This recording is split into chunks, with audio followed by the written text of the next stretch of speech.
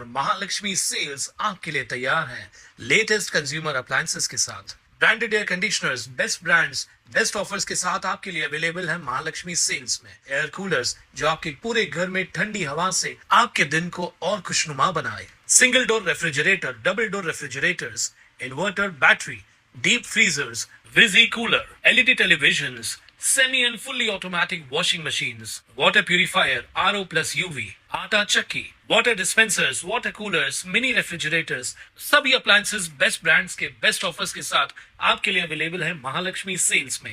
उल्हासनगर महापालिकेच्या प्रारूप मतदार यादीत हजारो मतदारांची नावं चुकीच्या प्रभागात तर काहींची शेजारील प्रभागात टाकण्यात आल्याचा धक्कादायक प्रकार समोर आलाय।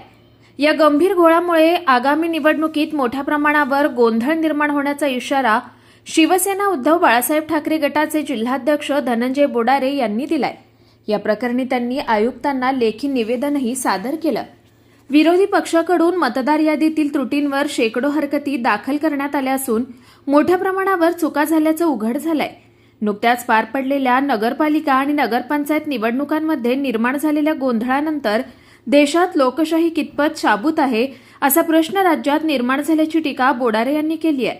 सत्ताधारी सरकार आणि निवडणूक आयोगाच्या कार्यपद्धतीवर त्यांनी कडाडून टीका करत निवडणूक गोंधळाच्या बाबतीत महाराष्ट्राने उत्तर प्रदेश आणि बिहारलाही मागे टाकलाय असा आरोप केलाय।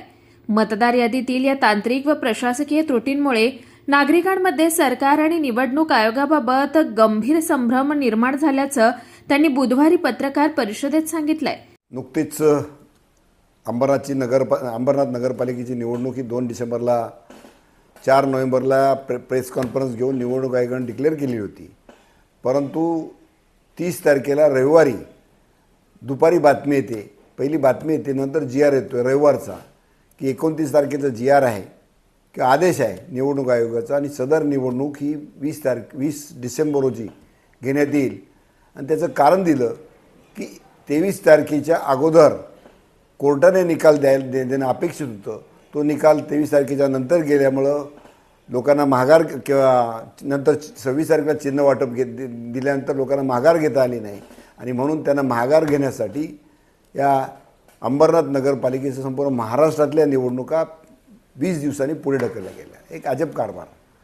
म्हणजे उद्या निवडणुका होणार आहेत आणि निवडणूक आयोग 1 दिवसापूर्वी निवडणुका पुढे ढकलतोय।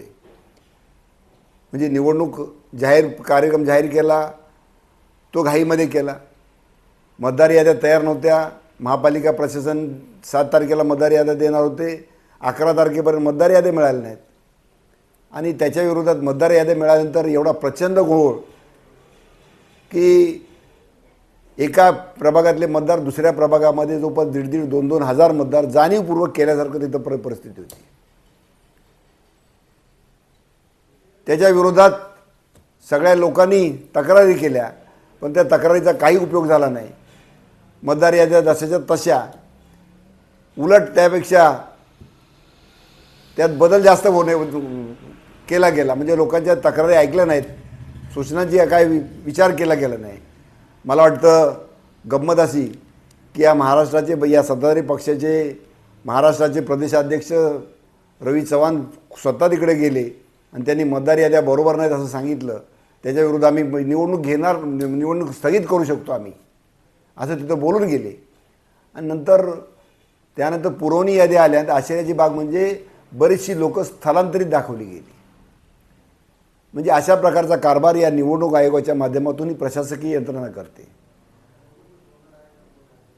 एक सत्ताधारी पक्ष मतदार याद्यांच्या विरुद्ध ओरडतात आणि दुसरे निवडणूक आयोगाने निवडणूक पुढे ढकलली म्हणून दुसरा सत्ताधारी पक्ष गळा काढतायत। हे सत्ताधारी पक्षाचंच काय, दोघे आपसात भांडतात। लोकांनी करायचं काय? माझं तर स्पष्ट मत आहे की सरकार हे अशा प्रकारचं सरकार की जी निवडणुका सुद्धा ते व्यवस्थित घेऊ शकत नाही, ते लोकांच्या सुविधा काय देणार आहेत? त्यामुळंच इथं अगदी भरमसाठ भ्रष्टाचार चालू आहे। प्रशासकीय अधिकारी मनमानी करतायत। जसं हे निवडणूक आयोगाचं आहे तसंच महापालिका प्रशासन असेल, नगरपालिका प्रशासन असेल किंवा इतर सर्व शासकीय आहे। इथं सुद्धा महानगरपालिकेमध्ये सुद्धा IAS अधिकारीच्या दर्जाचे अधिकारी असून सुद्धा इथं सुद्धा ते मतदार याद्या साध्या करू शकत नाहीत। त्यांच्या अखत्यारीत असणाऱ्या प्रभाग रचना त्यांनी केल्या, त्यांना संपूर्ण माहिती आहेत. परंतु या प्रभागातले मतदार 2000 त्या प्रभागामध्ये, त्या प्रभागातले मतदार या प्रभागामध्ये, अगदी याद्याचे याद्या, असं कसं होऊ शकतं? हे निवडणूक आयोग, सत्ताधारी पक्षच बोलतात की कोणाच्या तरी हातातलं बाहुलं आहे. हो, तसंच झालेलं आहे आणि त्याचा परिणाम या संपूर्ण यंत्रणेवर होतो आहे. अंबरनाथ नगरपालिकेचं एक उदाहरण आहे. त्या ठिकाणी या प्रत्येक उमेदवाराला 5 लाखाची खर्च करण्याची मर्यादा आहे. एक दिवसांनी प्रचार संपणार आहे, म्हणजे बऱ्याचशा उमेदवारांचा खर्च हा 3 लाख, 4 लाख, 5 लाख, कोणाच्या जवळपास आला असणार आहे. आता 20 दिवस पुढचे महिने वाढणार, म्हणजे खर्चाची मर्यादा इलेक्शन कमिशन वाढवून देऊ शकतं का? जर त्यांचा खर्च वाढला आणि ते डिस्क्वालिफाय झाले तर त्याला जबाबदार कोण? निवडणूक आयोग की सरकार? सरकार, निवडणूक आयोग काय आकाशातून पडले नाही, सरकारच्या अखत्यारीमधलंच आहे. म्हणजे सरकार हे निवडणूक आयोगाकडून काही करू शकत नाही. आणि अशा परिस्थितीमध्ये म्हणजे निवडणुका पुढे ढकलणं, जाणीवपूर्वक कुणाच्या तरी इशाऱ्यावर मतदार याद्या जाणीवपूर्वक घोळ घालणं, हे संपूर्ण प्रकरण एक अराजकतेकडे नेण्याचा मार्ग आहे.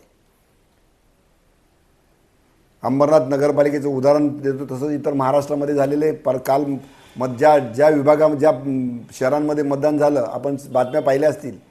बिहार राज्यभर अशा प्रकारची परिस्थिती या महाराष्ट्रामध्ये निर्माण झालेली आहे. पोलीस हातबाल आहेत, पोलिसांच्या समोर मारामाऱ्या होत आहेत, गाड्या फोडल्या जात आहेत, रिव्हॉल्वर काढले म्हणून सांगितले जातात, जमा होत आहेत. बोगस मतदान, दुबार मतदान ते तर आहेच. अशा प्रकारची निवडणूक यंत्रणा कधी राबवली नव्हती किंवा पाहिली नव्हती. हे महाराष्ट्र आणि हा देश दुर्दैवाने जर अशीच परिस्थिती राहिली, नागरिकांनी सतर्क राहा, अशीच परिस्थिती राहिली तर नेपाळमध्ये जशी परिस्थिती झाली, श्रीलंकेमध्ये जशी परिस्थिती झाली, बांगलादेशमध्ये जशी परिस्थिती झाली, ती परिस्थिती या देशामध्ये लवकरच येईल अशी भीती वाटते. म्हणून लोकांनीच जागरूक होऊन आता पुढचा निर्णय लोकांनी घ्यायचा की आपण करायचं काय. आबा, जो तुम्ही मुद्दा उपस्थित केला आहे आर्थिक खर्चाचा उमेदवारांच्या, तर तो आता जर नवीन नामनिर्देशन पत्र घेतले नाही तर त्यांना खर्च वाढ पुन्हा मिळणार नाही. त्यामुळे तुम्ही निवडणूक आयोगाला काय मागणी कराल? मी तेच सांगितलं ना की जर त्यांचा खर्च वाढला ते निवडणूक आयोग देईल का वाढ? 5 लाखाची मर्यादा. आता पूर्वी फक्त त्यांनी 10 दिवसाचा प्रचार दिला होता, आता त्याच्यात डबल प्रचार वाढलेला आहे. म्हणजे अगोदर प्रचाराची मर्यादा साधारणतः 21 तारखेपासून 21 तारखेला माघार घ्यायची वेळ होती, ही तारीख होती. 26 तारखेला चिन्ह वाटप होतं आणि 2 तारखेला म्हणजे साधारणतः 10 दिवसासाठी त्यांनी 5 लाखाची मर्यादा दिली किंवा पूर्ण वेळ. आता 1 तारखेपासून पुन्हा 20 तारखेपर्यंत प्रचाराची मर्यादा वाढवलेली आहे. या कालखंडामध्ये ज्यांनी खर्च जास्त झाला होता किंवा त्यांचा त्या लिमिटच्या जवळपास आले होते त्यांना खर्चाची मुदत मर्यादा वाढून देणार आहे का? आणि ते वाढून देऊ शकतात का? नसेल आणि त्यांचा खर्च जास्त झाला, बट नॅचरल होणार आहे, तर अशा लोकांचं काय करणार? दुसरी गोष्ट, अजून एक मुद्दा बाकी आहे की अंबरनाथ शहरामध्ये ओबीसी आरक्षण हे 57% जास्त आहे. सुप्रीम कोर्टाने भविष्यामध्ये काय कोर्ट किंवा बेंच निर्णय देईल त्याच्या अधीन राहून या नगरपालिकांचे, अशा प्रकारच्या नगरपालिकांचं भवितव्य ठरवलेलं आहे. तोही मुद्दा अधांतरीच आहे. म्हणजे सगळं प्रकार बघा कसं आहे.